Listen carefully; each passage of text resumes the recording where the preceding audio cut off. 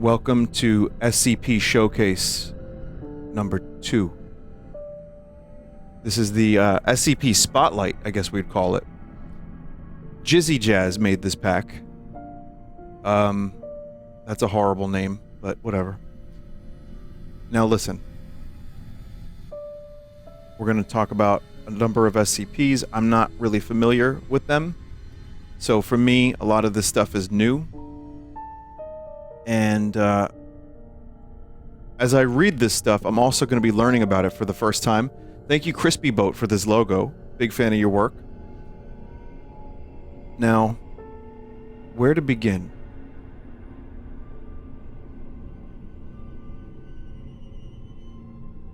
All right, just a second here. Let me just get this text and everything on the screen properly, so we can have an enjoyable segment for all.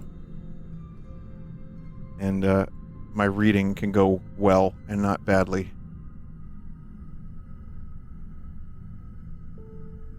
Alright.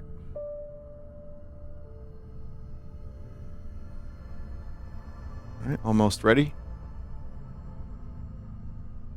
Troubleshooting live is my favorite thing to do ever.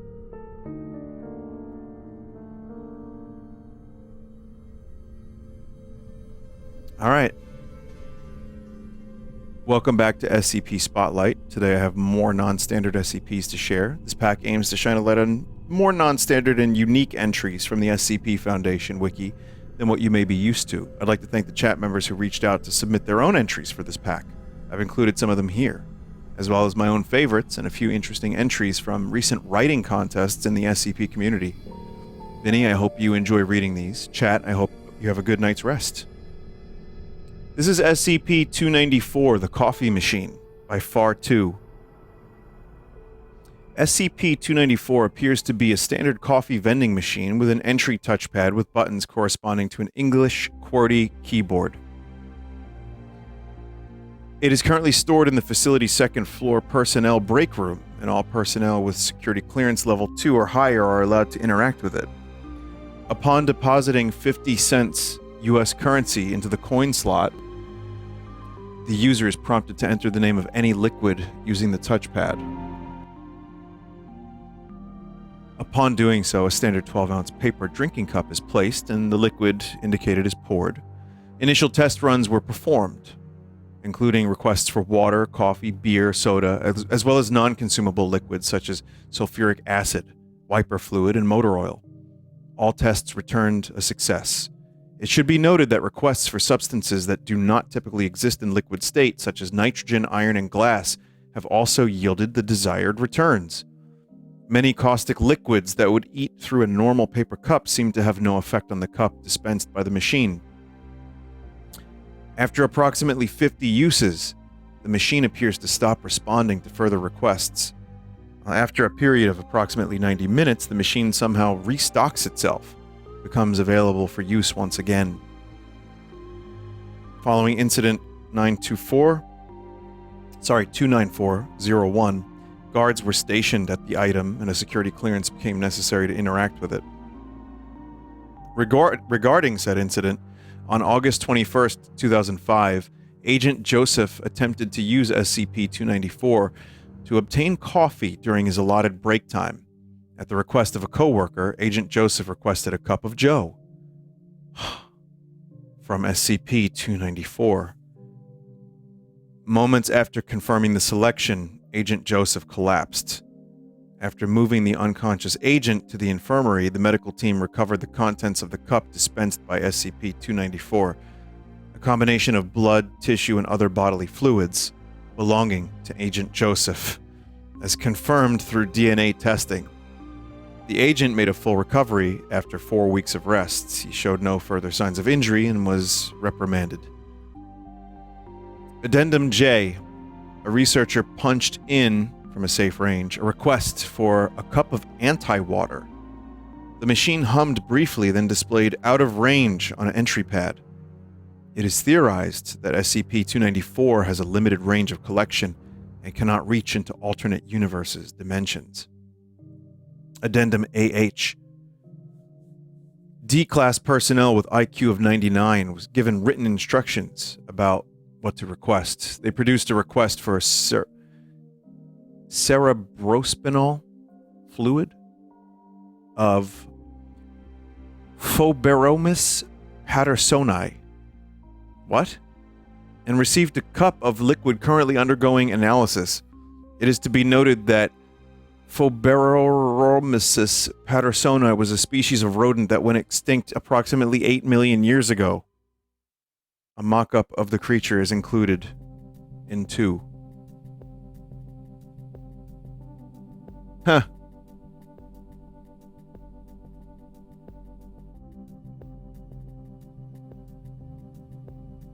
The category shows choice or voicer still. Chat, what would you want to dispense? Yeah, it's just a massive capybara. Yeah, never mind. I shouldn't have asked that question. Someone said money. Well, that's the thing. What if you request liquid gold? Someone just said ketchup. I think... Yeah, I would probably go for, like, diamond sauce or something and just see what happens. Bread and water soup. Get out of here.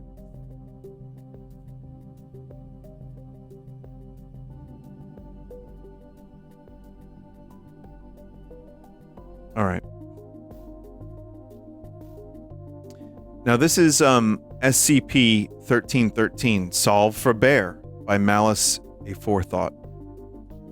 SCP-1313 is an anomalous mathematical equation to which the answer is a single female grizzly bear. The equation itself does not appear to be inherently anomalous, but rather a quirk of mathematics. Rather than producing any set of real numbers, SCP-1313 resolves to produce a tangible, adult, and frequently enraged grizzly bear. Simply considering the problem long enough to arrive at the solution will result in the bear's manifestation or in or around the subject solving it. As such, SCP-1313 is not currently contained, and amnestics are to be administered to any civilians with knowledge of SCP-1313, and under no circumstances are any Foundation personnel to have complete knowledge of the problem. Any staff found solving SCP-1313 are to be reprimanded immediately following the bear's capture and release into the wild. Excess bears can also be used as food test subjects for suitable anomalies. The fuck? SCP-1313 does not require any particular mathematical ability to comprehend beyond a basic understanding of algebra, but all steps of the sequence must be completed in order to reach the correct answer. Examination of partial components of SCP-1313 has revealed the following quirks. The equation itself conforms to all axioms used in current number theory. Bears cannot be returned to numerical form simply by solving the equation's inverse.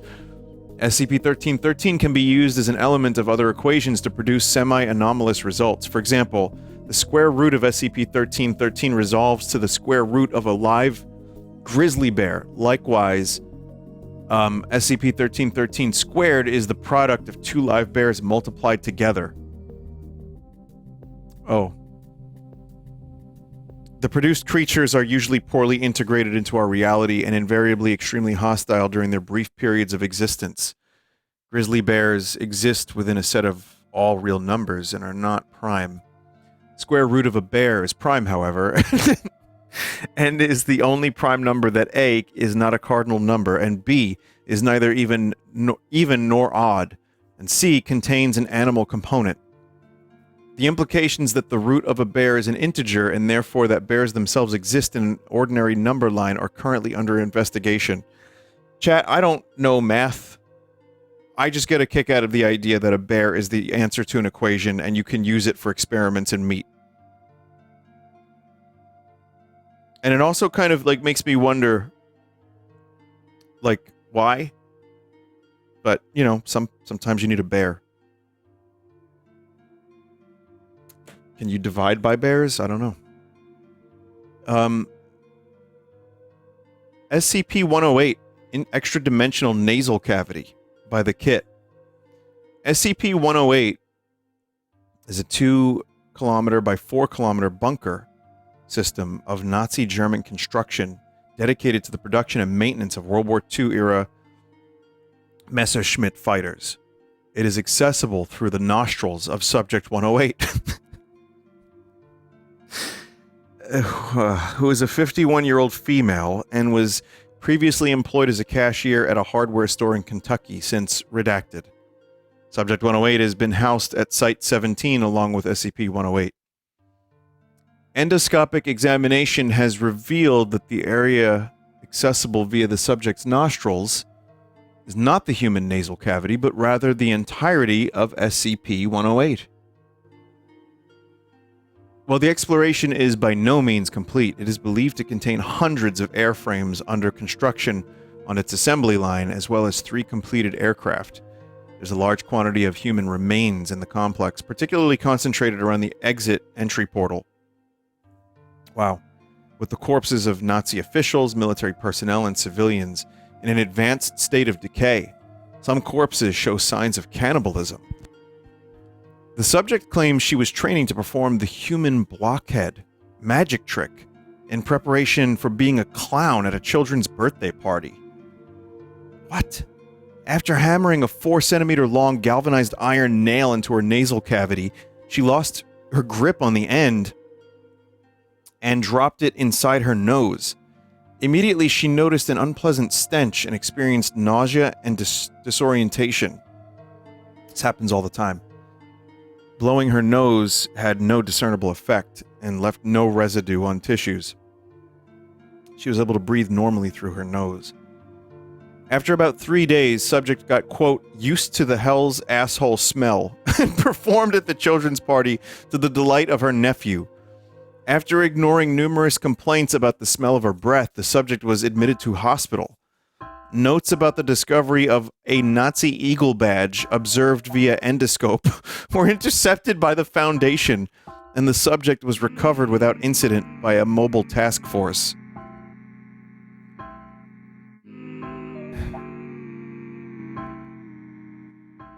Subject 108 is currently contained in a standard contamination cell furnished with whatever items are requested.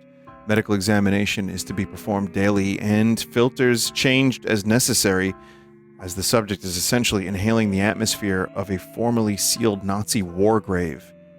The original galvanized iron nail has yet to be found. That's, yeah. Yeah, that's what kind of imagination does one must have to dream this one up?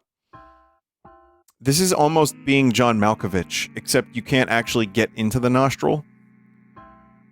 And I wonder if you stretch the nostril like a centimeter each day, would you be able to, like, I don't know, put like a small, like, rodent through it? I don't know. Nostradamus, huh? SCP-9595, Pizza Freak, by Plague PJP. That is phenomenal art.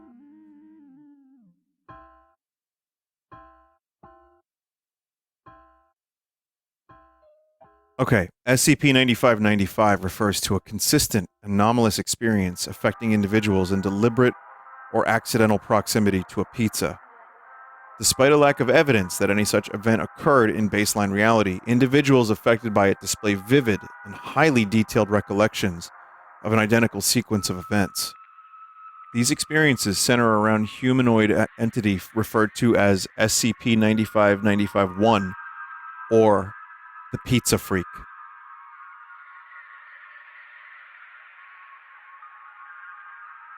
Through all testimonies, the Pizza Freak has been determined to be a humanoid entity resembling stereotypical depictions of an Italian chef.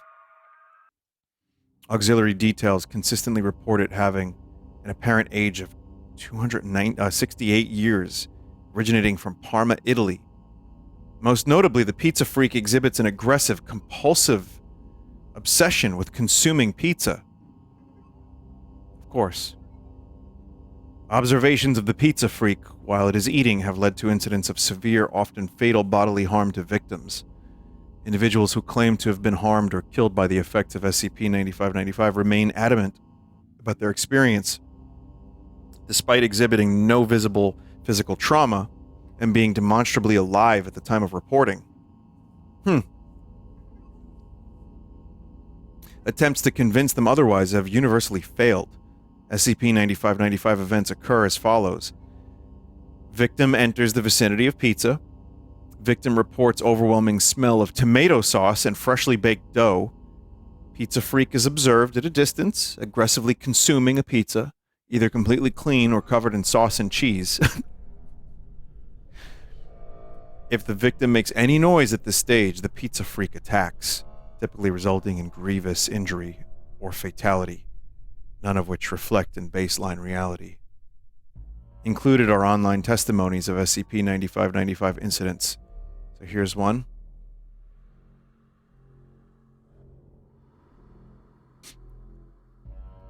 TW assault, depictions of violence, cannibalism, Italians, and murder. Okay. Yeah, Italians are a fucking trigger warning, I guess. I've been shaking since I got the courage to put this out there. I was attacked and killed by the pizza freak.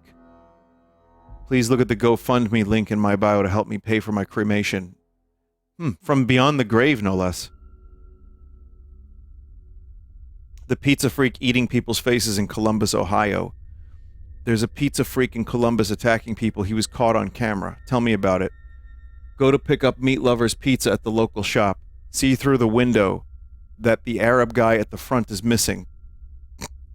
Go in the store. It's empty. Hear scrounging from under the desk like a starving rat. Look over. It's the pizza freak. He looks back up, crushes my skull like a tomato. I've been dead since, and I really don't know what to do. How the fuck do these people end up... You know what? From beyond the grave, I believe a lot of dead people are on the internet. There's a theory about it. I didn't even get the pizza. It's been 3 weeks. I'm too afraid to go back, but I feel bad because I stiffed Babak out of a tip even though I got no pie. I'm pretty sure I was killed. You know, when I was a kid, my cousin and I were near this fenced-off compound in the woods, and one of those places people used to, be military, say, but it had crack whores living in it recently, and it was totally empty. No reason for it to be there. I don't know what we were doing there. Then we smelled pizza, tomato sauce, baked dough, oregano, maybe some pepperoni or a sausage, perhaps. It was too strong to be nothing. And then we looked around to see this guy who was just standing there in the distance, far on the opposite end of the fence. He was dressed like a cartoon chef, or the guy on those cans of ravioli. Clean apron, chef's hat, big mustache, clearly Italian, weirdly calm. It was the pizza freak. I knew that for sure. He was holding a pizza, staring at it like it was the Holy Grail. Then he started eating it like an animal, all fast and frantic, like he hadn't eaten in years. My cousin said something, and the guy froze mid-bite, looked up at us, sauce and cheese dripping down his face. And then a feeling of dread overwhelmed me, and I felt everything and nothing at the same time. He moved fast. I don't remember anything after that, just that we were running. The smell followed us for a while. Pretty sure I got killed by the pizza freak, but I know for sure he fucked me up in the leg and arm. Anyone else deal with this? What am I supposed to do here?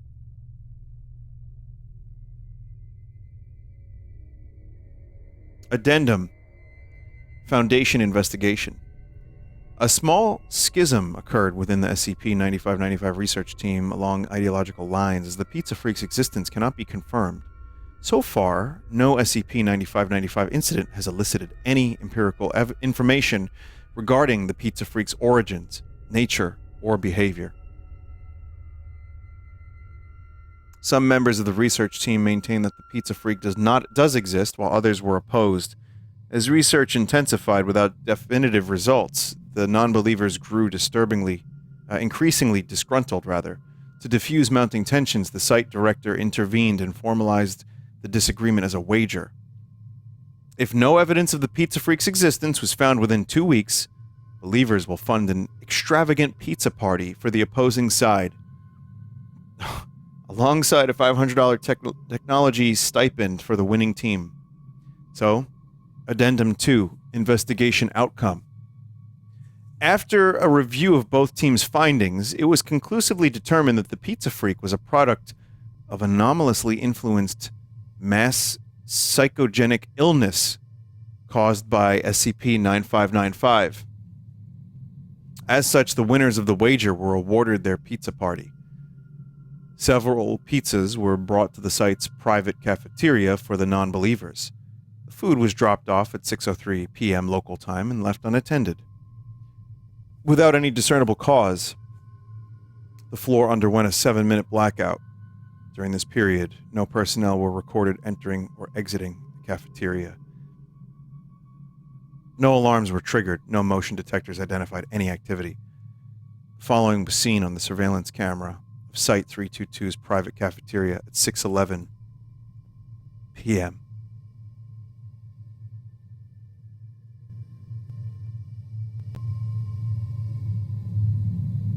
Alright, you're not going to believe this, but the pizza freak just killed me. You're probably wondering how I got here.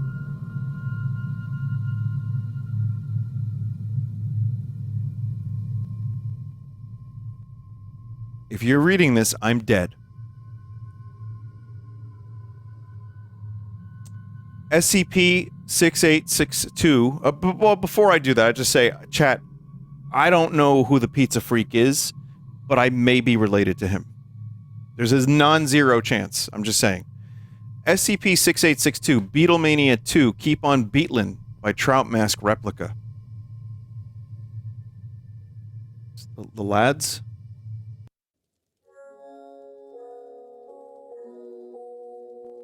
What's going on with the lads? What are we doing here? SCP-6862 is the presence of content created by the Beatles in all known timelines, dimensions, and realities. SCP-6862 manifests in a variety of forms, including recordings of the Beatles' music, photographs of the band, and other related artifacts. These manifestations are often highly variable and may include alternate versions of songs or photographs of the band that differ from those found in our timeline. Content related to the Beatles appear to be a consistent feature of reality, has persisted throughout all observed changes to the timeline. This suggests that SCP-6862 is not affected by alterations of the timeline itself and may exist outside of temporal causality altogether. While SCP-6862 is a constant feature of reality, it does not necessarily mean that the Beatles themselves exist in every timeline. In many cases, SCP-6862 appears to exist irregardless of the Beatles' presence. Below is a log of notable manifestations. Description: a timeline where humanity never developed language beyond basic communication, has not progressed beyond a hunter-gatherer society. Manifestation: a collection of cave paintings depicting 4 figures resembling members of the Beatles performing on a stage, alongside images of prehistoric animals and hunting scenes. Wow. Oonga, oonga, boonga, yeah, you know the do. Oonga, boonga, oonga, boonga, I ain't got nothing but boonga. Description: a timeline identical to ours. However, human life never evolved. Instead, Earth is populated by a species of insect humanoids.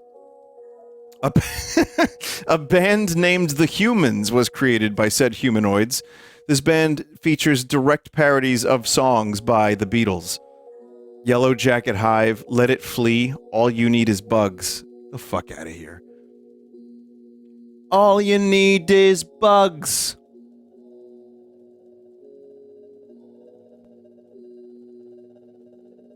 Description: a timeline where the United Kingdom and all of its citizens do not exist. Manifestation: a collection of 17,544 John Lennon bobbleheads are found within a limestone cave in Missouri. The bobbleheads were arranged in perfect rectangle facing directly at the cave's opening. A dimension completely devoid of any sound. The members of the Beatles persist as celebrities on Earth, known for world-famous dancing acts. Description: a timeline directly identical to ours. However, at an unknown time, all humans evolved to directly resemble George Harrison and communicate in British accents. Manifestation. George Harrison is a member of the Beatles. You know, we were just a bunch of humans wandering around looking for each other.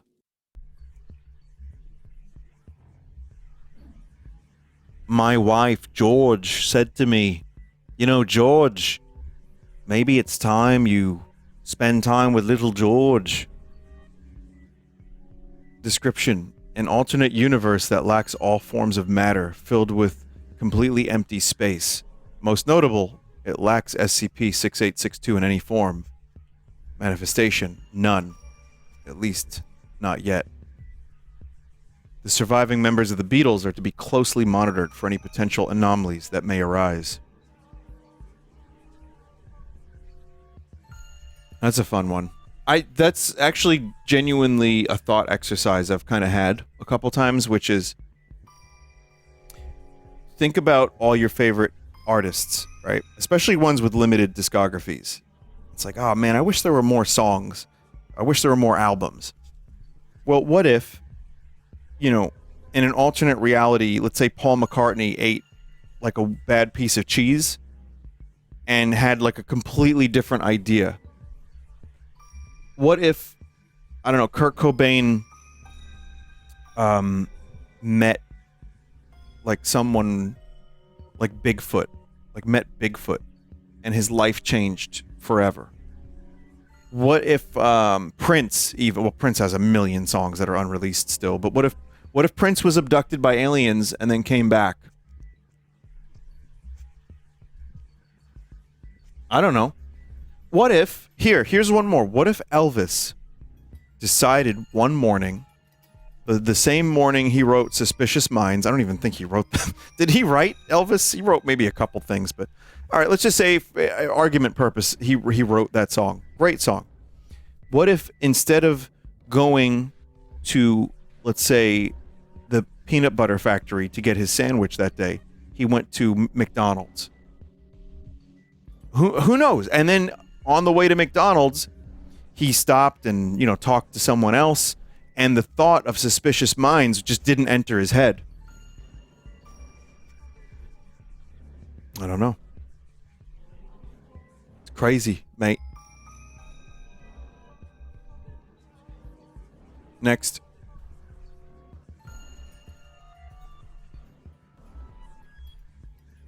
SCP-5094, Miss J's Whiz Kids Schoolhouse by Etoisle? I'm definitely saying that wrong. Etoisle. I don't know. SCP-5094 is a sapient character in the discontinued children's educational CD-ROM Miss J's Whiz Kids Schoolhouse, released in June 1999 by Shoot the Moon Software. Excuse me. Released in June 1999 by Shoot the Moon Software. Its appearance is that of a stylized female humanoid modeled as a two-dimensional cutout in a three-dimensional environment. It responds to the name Miss J and any feminine name beginning with J. SCP-5094 is consistently amiable in temperament. Its stated purpose is education, and any conversation occurring with SCP-5094 will center on the topic. It will often engage in lessons lasting upwards of 30 hours, including restroom meal. Sorry, those are two separate words. Restroom, meal, and recreation breaks for students. It is able... restroom meal. Very different. It is able to instruct lessons on a presently undetermined number of subjects. Past valuable lessons include particle physics, marine engineering, Vietnamese military history, and Cubist sculpture. The entity was discovered when Foundation agents were able to corroborate claims of a living character in an online forum dedicated to discussing abandonware in 2012. After the existence of SCP-5094 was confirmed, it was initially classified as neutralized, as no copies of the program it resides in could be located. However, a researcher uncovered a personal copy of the software from their home in 2022, after which the study began. Test log. Students at an elementary school in the same district at Site 15 were contacted under the pretense of academic research to test SCP-5094. Student Amy Myers, grade 3, lesson subject cats. Result: after 15 hours of testing administered over 2 days, student demonstrated knowledge of feline behavior, diet, and physiology on the level of professional animal behavioral scientists. Became upset when the test ended and the terminal displayed SCP-5094 shut off. Devin Williams, grade 2, described as difficult student with behavioral issues and history of defiance. Lesson subject, trains. After 15 hours, the student demonstrated a graduate-level understanding on railway engineering. Physical removal from the testing room was necessary due to emotional agitation at the cessation of the test. Okay. Student, D-class subject, 24 years old. Self-described as a poor student, tested poorly on pre-screening attentiveness and focus evaluations. Lesson subject, law. After 30 hours administered over 4 days, student experienced no difficulty understanding or completing coursework assigned by SCP-5094, repeatedly affirmed his well-being and clarity of mind during testing. No emotional distress was displayed after completion, though during post-test evaluation, he expressed melancholy when prompted, stating that Miss Joan was the best teacher he'd ever had. Subject successfully passed a mock bar exam and is currently pursuing a degree in criminal justice. It sounds like a good SCP. This doesn't sound like horror. It doesn't sound like, just like something terrible. I was waiting for something terrible to happen, but no. Just kind of learn. What would you want to learn, chat? Emotional attachment is one thing. I mean, if you the best teacher you ever had. Someone said, chat no. What's chat no?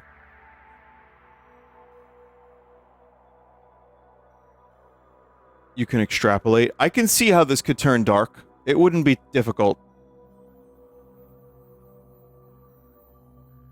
Do you think Miss J would know about, like, the secrets of, like, all the lost secrets of civilization?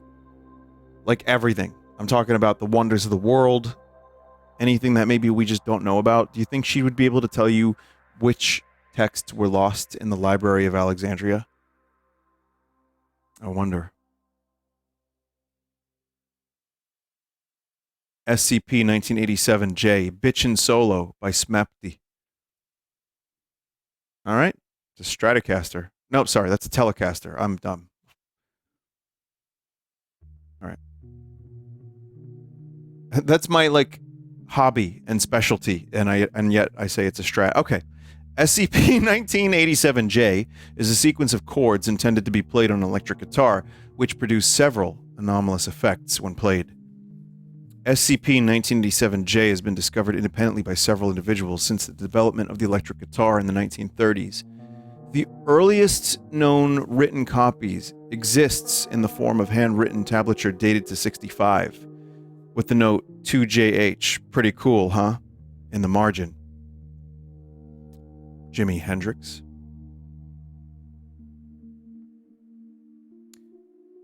Extensive testing has indicated that any person who is aware of how SCP-1987-J is intended to sound when played and has access to electric guitar and amplifier is able to produce the sound, SCP-1987-J, regardless of any previously documented ability to play guitar or lack thereof.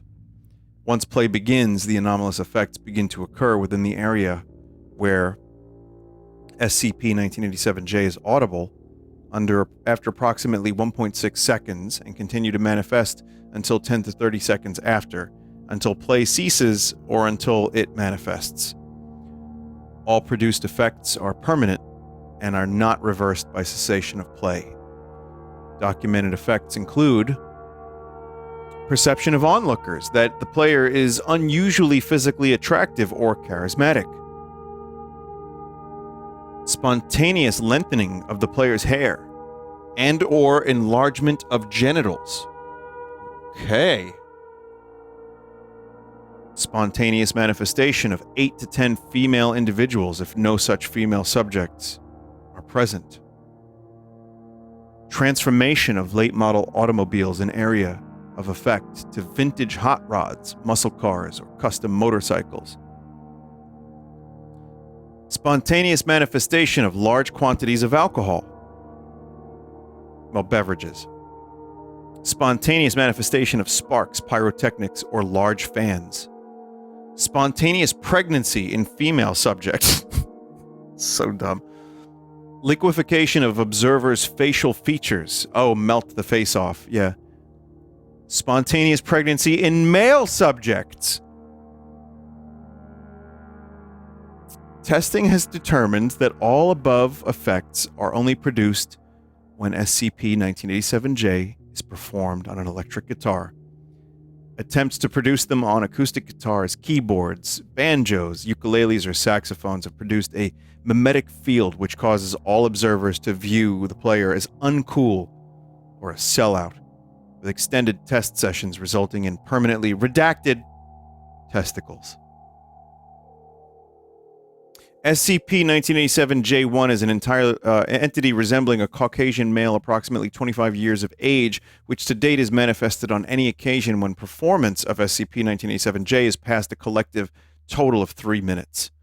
The entity, which has variously introduced itself by the names of Count Rockula and Sir Roxalot and Lord of the Strings, will immediately, upon manifesting, order the player to cease and challenge them to what it describes as an epic rockdown of Rocktimate Rockstiny, which has been observed to take the form of a guitar duel between the entity and the player, with the offer of ultimate rockness if the player succeeds. Dude, I swear we're gonna have an epic rockdown of Rocktimate Rockstiny. Dude, Led Zeppelin. In all observed instances, the entity has declared itself the winner and demanifested following the player's spontaneous transformation into an instance of SCP-1987-J2, an unattractive male, approximately 45 years of age, wearing the uniform of a gas station attendant, which identifies itself as Earl and claims to be a fan of country music. All instances of Earl are unable to produce SCP-1987-J or display any degree of skill with the guitar, and have been assigned to the maintenance of the Foundation's motor pool. A partial tabulature of SCP-1987-J is included. What if it was just Stairway to Heaven?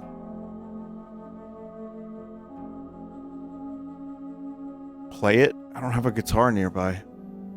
Alright, hang on. Alright, fine. Hang on.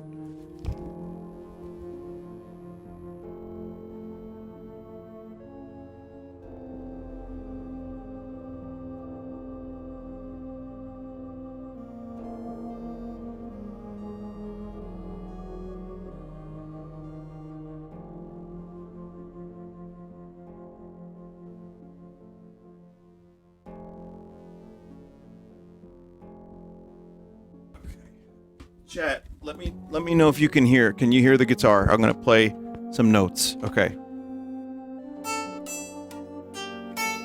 Can you hear that?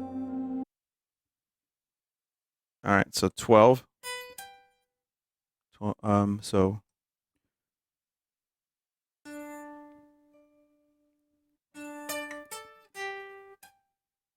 It's fucking Sweet Child of Mine.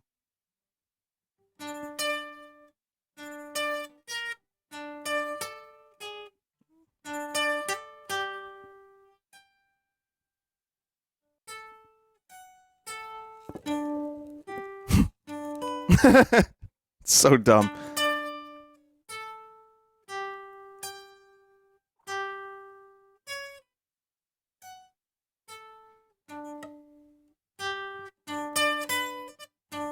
I never actually tried to learn this, so this is it.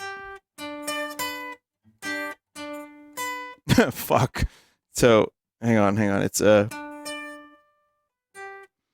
12, 15, 4.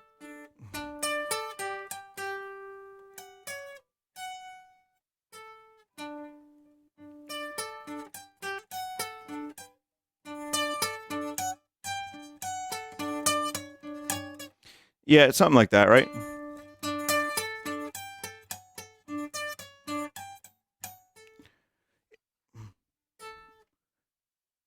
Earl, come on.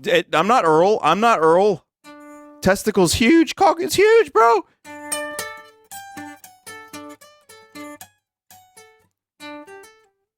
It's close. I'm close.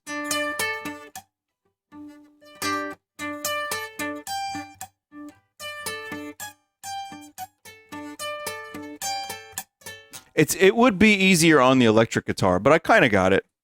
You get the idea. It's just Sweet Child of Mine. But you know, now I know how to play it forever. I'll never forget that. The time I learned Sweet Child of Mine on the guitar, live on stream. Uh-oh, what is that? Uh-oh. Oh, fuck. I think I need to go to the gas station. Oh, shit. What's going on? Why am I speaking like... Oh, fuck. All right, well, I lost the rock off. Shit. SCP-993 Bobble the Clown by Tanhoney. Bobble the Clown by Tanhoney. SCP-993 is a children's television program entitled Bobble the Clown, which first began airing in Redacted. SCP-993 seems to have been made in the style of an educational cartoon, with the primary plot of most episodes being the titular character, Bobble the Clown, learning a new skill or activity. The program appears to have no supporting cast, and the setting of the program often changes between episodes. Its anomalous properties become obvious when the program is viewed. Anyone watching aged 10 years or older will immediately fall unconscious when the program begins and will remain incapacitated until the end of the program, later reporting a headache immediately before blacking out. Children under the age of 10 viewing SCP-993 later report that it teaches and advocates activities such as cannibalism, murder, and torture. These activities appear to become ingrained in the subject's mind. Repeated exposure to SCP-993 can result in permanent psychological damage. Episodes of the program are regularly broadcast from a currently unknown source and are all being intercepted and blocked from public viewing. The following is a log of intercepted episodes. Episode title: Bobble's Kitchen Surprise. Contents: setting of episode is a stereotypical small American town. In the episode, Bobble appears to kidnap one of the town's citizens and takes him to his home. Once there, Bobble informs the viewer on how to prepare human flesh for consumption before gutting and cooking the citizen. Episode title: Bobble in the Big City.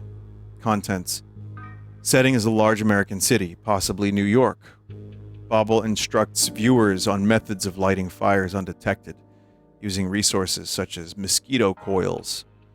At the end of the episode, Bobble sets fire to a large building and leaves. The picture stays on the burning building for a further 3 minutes. Screams are audible during this time. Shit. Episode title: Bobble Hates You. Contents: setting appears to be a blank room. Bobble sits on a chair in the room, staring angrily at the viewer for a full 30 minutes of the episode. Episode title: Expletive U, Expletive U, Expletive U. Contents: setting appears to be the Foundation's video archive, where recordings of SCP-993 are stored. Bobble angrily details the methods of breaching containment for several SCPs.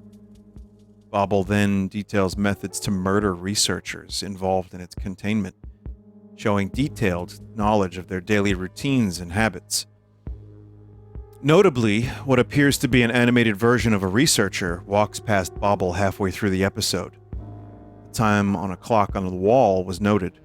And when questioned, the researcher confirmed that he had walked past SCP-993's video archive at that given time. Damn. I like the idea of like a rogue television program. That's a part I enjoy. No one knows where the signal's coming from. It's just bobble.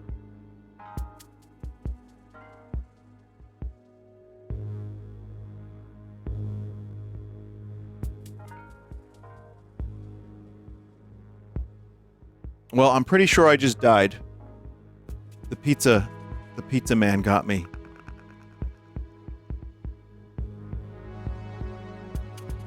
Maybe Bobble knows how to save me? Hang on a second, let me check. Am I dead? No, I'm alright. I'm alright. I think it's fine. Yes, the pizza freak. Sorry. I want to get his name right. Otherwise, he might get upset. SCP-5776. 100% most definitely a Keter. Editor's note. Keter is the designation for an SCP that is extremely difficult to contain. SCP-5776 is an extremely powerful entity capable of causing devastating amounts of destruction to human civilization. Pretty terrifying, if I say so myself. It seems SCP-5776's primary goal is to destroy everything it can, and seemingly nothing is able to prevent it from completing this goal if it is not contained. So, we need to make sure it doesn't get out. SCP-5776 is absolutely capable of drastically altering its shape, mass, and even cellular or genetic makeup. Due to this ability, its primary objective can be carried out swiftly and efficiently, making it extremely important that containment is not lost. It is believed that the entity is capable of causing humanity's extinction in a matter of hours if it were able to escape.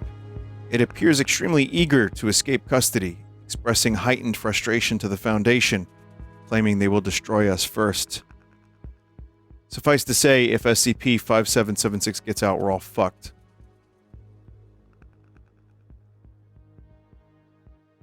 Okay. Addendum. SCP-5776 is, in reality, an info-hazardous entity that's able to alter descriptions of itself. This property has been shown to manifest only in textual, video, photo, or audio recollections. It typically chooses to display itself as an extremely hazardous entity with the ability to onset the end-of-the-world scenario. Though in reality it poses no known threat to human life. It is visually similar to a standard marshmallow, and in neutral state displays a smiley face. When the entity discovers it has been portrayed in a non-threatening manner, the object's face will immediately shift to depict an angered expression. It is capable of mobility, including small hops and rolling. Huh.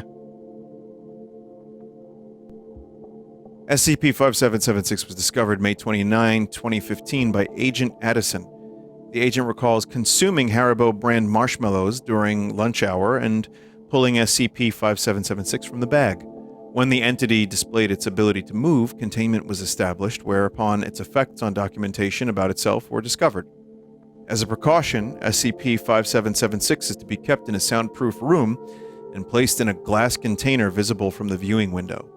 If any member of staff wishes to read the documentation supplied for the entity, the containment room's window must be blacked out so the entity cannot view the document in question.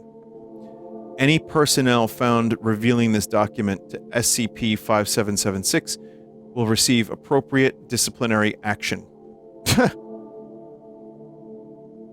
It's kind of...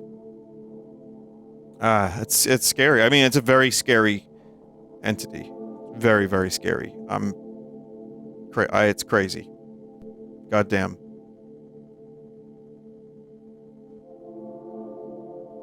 Does anyone want marshmallows now?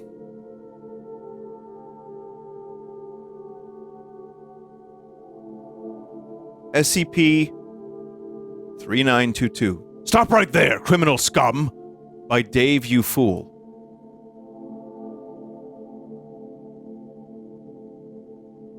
Is this correct? Oh, it is. Well, it's a cylindrical object, 3 centimeters in diameter and 0.5 centimeters in depth. Yeah. Composed of nickel aluminum alloy. On one side, the object has been engraved with the insignia of 3 crescent moons in a row. On the other side, the word reassurance has been engraved. When placed within 1 meter of a television set or computer, SCP-3922 will significantly alter the content of any fictional films, TV shows, online videos, or commercials, usually through the addition of actors in padded combat uniforms and gas masks. These additional elements, classified as SCP-3922-A, will impede or punish any of and all crimes committed by the cast. The severity of this punishment is always reflective of the MPA or FCC rating of the video. SCP-3922-A instances are capable of appearing in live action and animated works, often taking the particular animation style of the latter. However, regardless of the time period portrayed in the video, these instances are always equipped with high-powered, energy-based weaponry, vehicles capable of interstellar flight, combat drones, and other futuristic elements, which all bear the Triple Moon insignia. At the end of every video affected by SCP-3922, an altered end title card will play in place of any end credits, containing 3 crescent moon symbols and the caption, "You are watched, you are protected, you are loved." Test log video The Simpsons, Season 4, Episode 12, Marge vs. the Monorail. Interference point. After the characters finish singing the monorail song. Result. SCP-3922-A instances arrive in Springfield via helicopter and arrest conman Lyle Laney for previously selling a faulty monorail to the city of North Haverbrook. They then explain the nature of the monorail scam and announce that they will be occupying the city of Springfield. 2 tactical transportation experts take over the monorail project and plan a legitimate mass transit system for Springfield. Over the course of the episode, well-known law-breaking characters such as Snake, Fat Tony, and Sideshow Bob are arrested and sentenced to forced labor in the monorail construction. The episode ends with Lyle Lanley being tied to the train tracks and run over by the monorail during its opening ceremony. Various characters are also seen uncomfortably smiling aboard the train, surrounded by SCP-3922-A instances as the episode ends. Video, Scott Tenorman Must Die, South Park, 2001. Interference point. Before Cartman explains his plans in the final scene. Result. The contest is interrupted by SCP-3922-A instances arriving in FBI Granger-style vehicles. Eric Cartman is arrested on over 30 charges, such as attempted murder, scamming, racial discrimination, threats, and other crimes.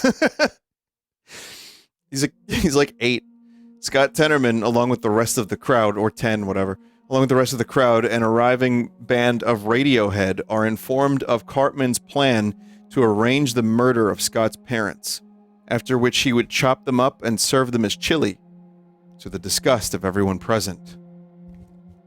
Scott is told off with a warning, while Cartman is carried away to jail and later executed.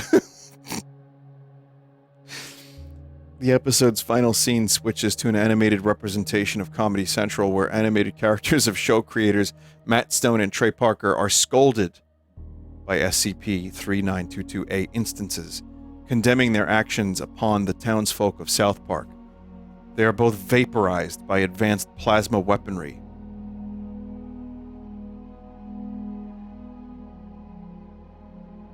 Video, 1984 film adaptation, 1984. Interference point, beginning. Result. The film is extended to be 18 hours long, with a large army of SCP-3922-A invading and occupying Airstrip 1. At 17 hours, the inner party members, including Big Brother, are executed by gunfire. One instance holds a speech in Victory Square where they announce the occupation of the British Isles and the return of liberty and justice. They then prepare to invade the rest of the world. A montage of SCP-3922-A instances invade the rest of Oceania, Eurasia, and East Asia, where their leaders are executed. The film ends with Winston Smith meeting Julia and presumably falling in love. Oh, that's nice. Video. A chronological recording of cutscenes from The Binding of Isaac Afterbirth Plus, 2017. Interference point. Cutscene 20. Result. The chest is opened to reveal an exhausted, emaciated Isaac, who looks up to see SCP-3922-A instances scooping him out of his would-be tomb. A montage follows, chronicling Isaac being fed, given medical attention, and eventually thriving in a supervised foster home, while his mother is apprehended and subjected to an agonizing but ultimately effective regimen of inpatient psychotherapy. The last scene ends in his mother's hospital room, the two of them hugging and smiling. Wow. Video. Breaking Bad Season 2, Episode 9, 4 days out, 2009. Interference point. After Jesse calls Skinny Pete a second time. Result. 2 helicopters approach the RV from a distance. After touching down, 4 SCP-3922-A instances emerge from a helicopter, arrest Jesse and Walt for manufacturing a controlled substance, and inspect the meth lab inside the RV to confiscate the product. Jesse and Walt are transported to jail as an instance calls a disbelieving Hank Schrader to inform him that Heisenberg is his brother-in-law. Well, that kind of is a little anticlimactic. The remainder of the episode depicts the consequences of Walt's public exposure. Hank angrily interrogates an arrogant and defiant Walt, resulting in the two nearly coming to blows. Starting at the halfway point of the episode, a separate subplot chronicling Saul Goodman's law firm being shut down for his illegal activities, though Saul himself evades capture and vanishes from Albuquerque. The closing shot of the episode depicts Walt coldly staring at a conflicted Hank through his prison cell doors after delivering a monologue in which he revealed his role in the death of Tuco. Note: Gus Fring, Mike Ehrmantraut, and other law-breaking characters introduced later in the series are absent and remain undetected. Video. Passion of the Christ, 2004. Note: request denied. The Foundation would prefer not to incur the wrath of Jesus of Nazareth. Video. A recorded playthrough of Hatred, 2015. Interference point at the start of the game. Results: the main character is immediately killed by an unseen sniper, ending the video. The ending title card reads only, "No."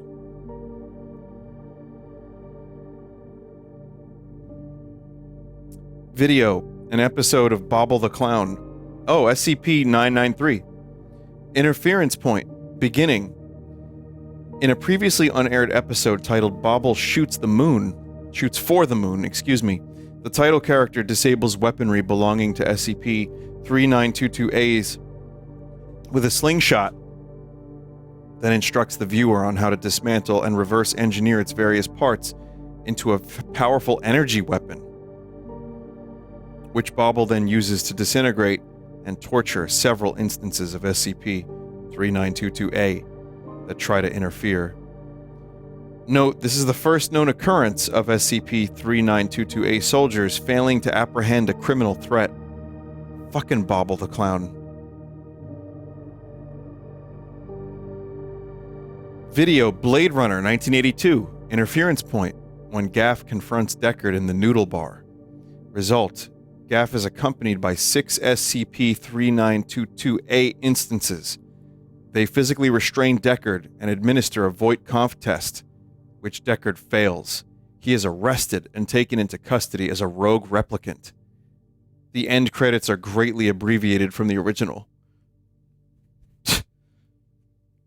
Editor's note: there's well over 100 of these logs. Let's move on.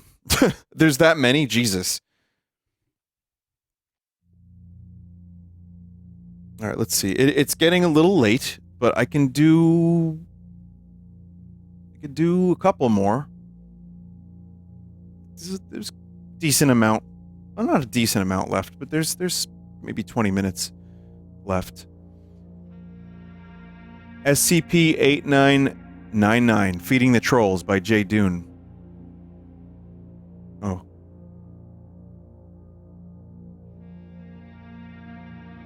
It refers to entities unknown in number, presumably located in a vast subterranean cavern system 35 meters below the Abbey Parish, located in Kalmar, Sweden. While the entities have not been physically observed, their existence is documented through extensive communication with the Foundation. SCP-8999 are sapient and capable of articulating themselves through symbols and pictographs.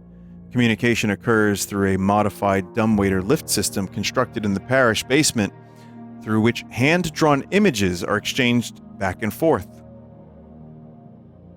SCP-8999 possesses a degree of control over seismic activity in the surrounding area, and have been responsible for tremors reaching magnitudes of up to 7 on the Richter scale. These events exclusively occurred as a result of dissatisfaction with communication between the entity and the Foundation. They're largely only interested in communication centered around food and sustenance. Communication was first established when common street foods, kebabs, pizza, some liquor, were sent down the dumbwaiter to SCP-8999. The food was sent back alongside a note containing this. A basket of fruit was also returned. What followed was this exchange between the SCP and the Foundation. Huh. This was interpreted as a request for eggplant by the SCP in question. A bundle of eggplants were sent down and then promptly sent back up to the surface. Minor seismic activity occurred shortly after.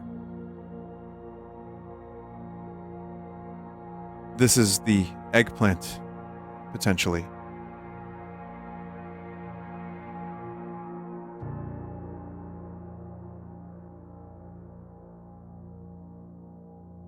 So, Foundation's confused.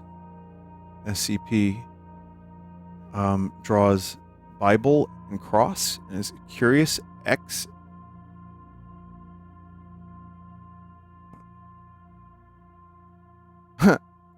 Oh. Okay.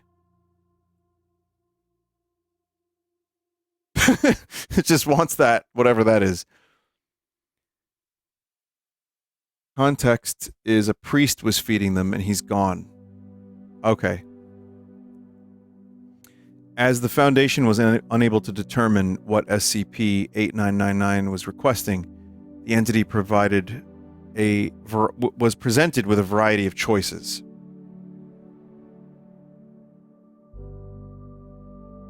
Does not want any of these things. A platter of the above items was sent alongside other similarly shaped foods. All were rejected, and seismic activity occurred.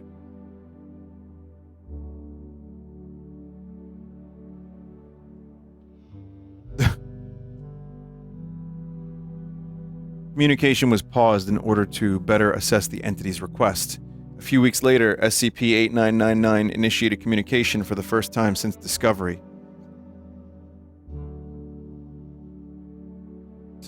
It's hungry. It's like, why am I not being fed?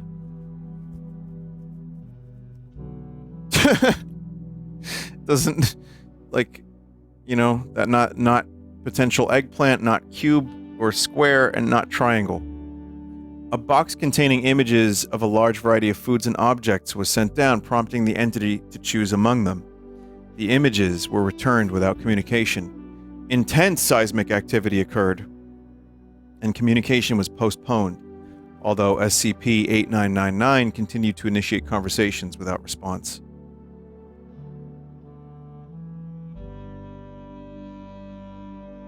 Angry.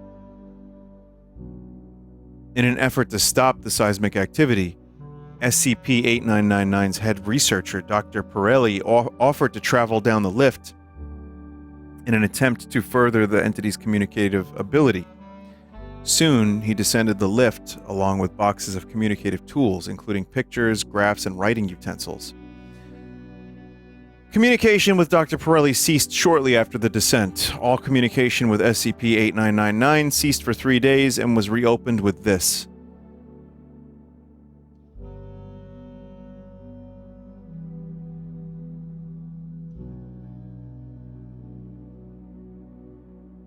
Yeah. It's yummy. It just wants people. Like to eat people. That's a pretty good one. I like the little drawings on this one. It's very good.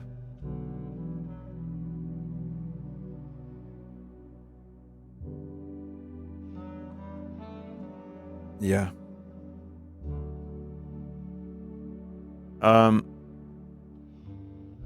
Let's see. Here's a shorter one. We could do this one. 12. SCP-5092. The President of the United States will scratch their nose at 7:53 p.m. by WizBliz.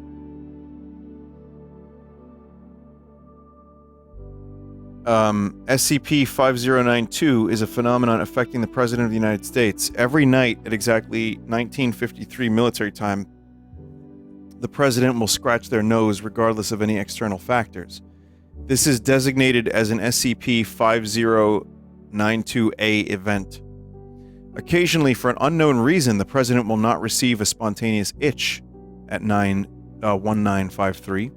If this happens and the President subsequently does not scratch their nose, an instance of SCP-50921 will materialize approximately 64,000 kilometers away from Earth.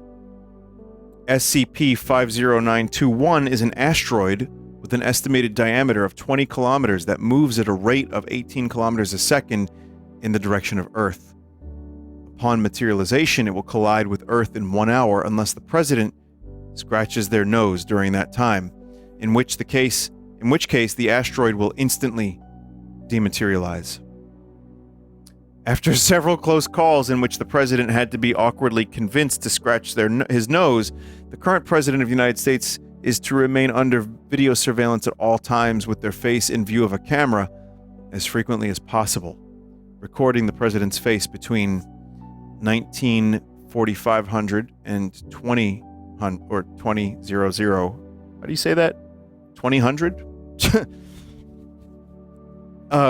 Is especially critical.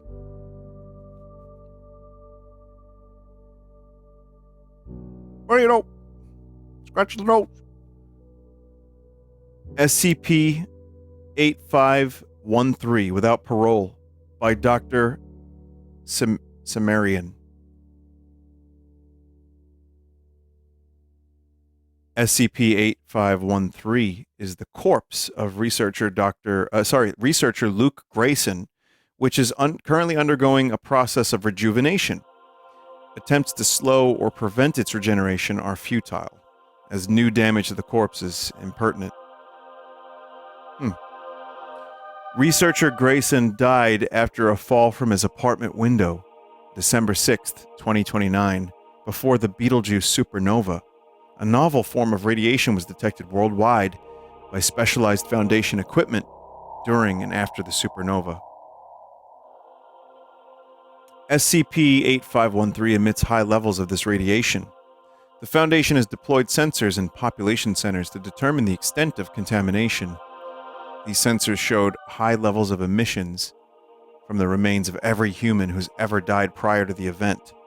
This means that the affected corpses are regenerating at variable rates, and complete healing will likely occur tomorrow, December 9th, 2029, regardless of how long they've been dead. Corpses of individuals that died after the supernova are unaffected. The Foundation has no plans capable of dealing with the 103 billion humans who will resurrect tomorrow. Oh my god. Oh no.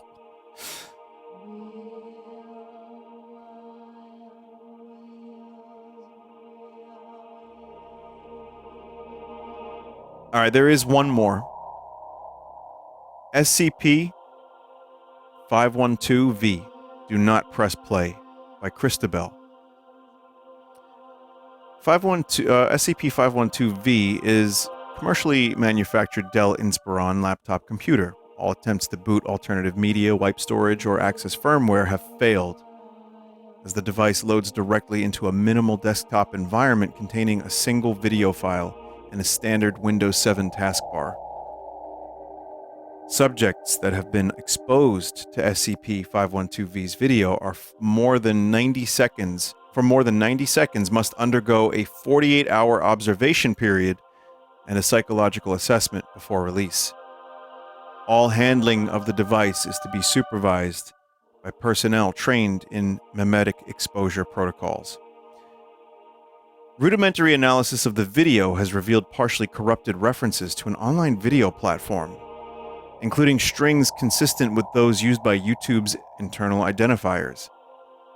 A reconstructed header suggests that the video was once hosted on the platform under an upload ID no longer present in the platform's public or internal historical indexes maybe. And several Foundation liaisons assigned to Google report no evidence that such an upload ever existed on the YouTube platform. Indices? Yeah, 512V is a very interesting number and letter combination. I'm just saying, I'm wondering about that. The supposed uploader, Redacted, who remains active on the platform, denied any knowledge or involvement in the creation of the video when interviewed. Redacted demonstrated no anomalous traits and was released after receiving amnestics.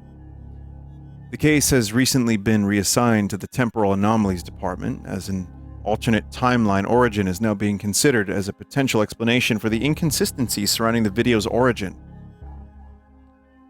During playback, SCP-512-V's video induces a progressive compulsion-like emotional response in the viewer. The video is a 2.5-hour-long Let's Play-style video with live commentary from Redacted. Test subjects familiar with the uploader's existing content have described the tone and commentary to be consistent with the uploader's usual production. Anomalous effects usually develop in 3 consistent stages. Irritation. Subject expresses mild frustration with the choices made during gameplay by Redacted. Agitation. Subject becomes verbally directive, as if attempting to coach Redacted in direction. Researchers informally refer to this stage as backseating. Impulse. At this point, subject expresses a forceful desire to intervene directly or take control and begins to damage testing equipment. Stopping playback at this stage severely exacerbates these impulses and increases the likelihood of them persisting beyond the testing environment. Testing has been suspended until further notice. Addendum: Media recovery. During routine analysis of SCP-512-V's internal storage, researchers discovered a single still image. This image appears to have served as a thumbnail for the original upload. Fuck off. Oh, man.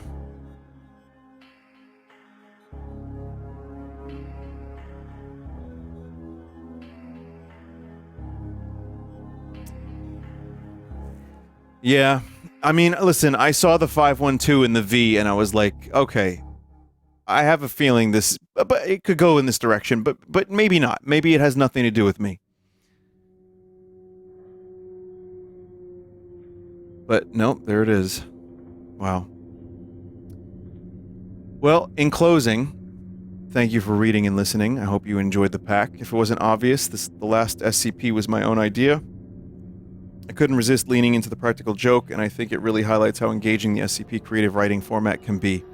Once again, I'd like to thank the SCP Foundation Wiki, the chatters that submitted their favorite entries, Super Weebros for the thumbnail image, and everyone else who helped out with this pack.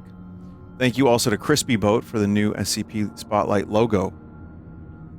As of 2026 rather, there are 10,000 articles available to read on the SCP Foundation Wiki, so if there's interest, a part 3 is totally possible. If you're interested in learning about the original SCP monsters that we've all come to know and love, I highly recommend giving Containment Breach a try. It might make for an interesting stream game. Thank you for checking out my pack, and remember to be wary of the Pizza Freak, packed by Jizzy Jazz. Well, there you go. That was really fun, and thank you all.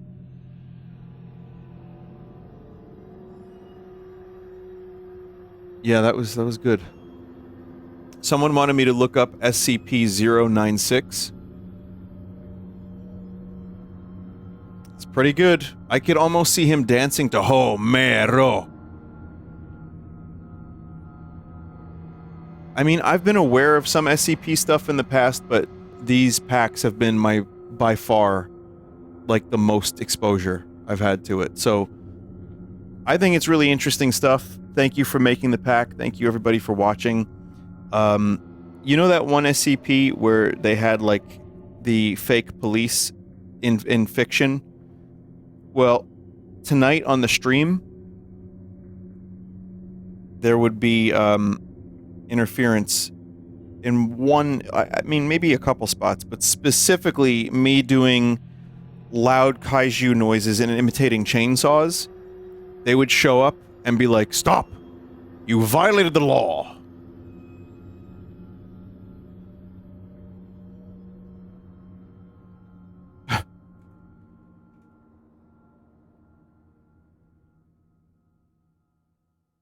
By the way, that SCP I just showed you, apparently anyone who sees its face, you know, they'll be relentlessly pursued.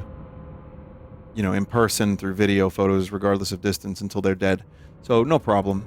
That's pretty cool.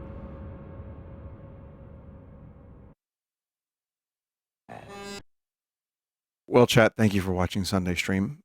I know some of you are itching for commercials. You just want that garbage, but week or two, maybe? We'll see. If you have any Sunday Stream stuff, you know, you have any games, you have any pack suggestions, you have any things, any particularly incredible things that I haven't streamed, like, I don't know, some bootleg game from like 2005 or something like that, that only you know about, definitely let me know. Go to submit.vinesauce.com and send it in through there, and we'll take a look at it, and hopefully I'll get a chance to, you know, stream it. So, sorry if anybody has submitted a lot of packs and I haven't been able to get to it. It's just, there's so much, and some stuff falls between the cracks. So, yeah, it happens. Good night, SCP-512-V. Huh. Yeah, I don't know where Gary is, though. Has anyone seen Gary? Also, if you do a Choicer Voicer pack, please, less things where I have to screech and yell and scream. Please. Oh God, please.